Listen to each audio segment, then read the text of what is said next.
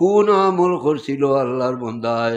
ফেরেশতা হলে কইবা এই বন্দায় ও আমলও করছিল যে মসজিদও আল্লাহর ঘরে যাইতে খুশবু ব্যবহার করছিল, আর এই খুশবু ব্যবহার করার উদ্দেশ্য আছিল আল্লাহরে রাজি করা।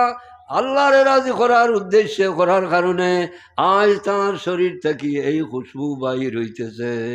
সুবহানাল্লাহ।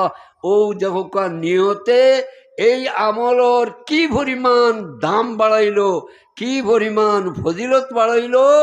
আর এর উল্টা নবী করিম সাল্লাল্লাহু আলাইহি সাল্লামে ফরমাইনা, কোন মানুষের বাড়িতে আছে কাপড় সুন্দর আছে, কাপড় লাগাইছে, এর বাদে আতর লাগার আর বেটর তলা তো কথা কেমন সে কইবা দেখ রায়নি।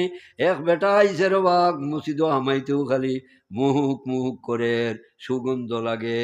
এই যে নিহতর মাঝে বেশ ক্ষমার কারণে নবী করিম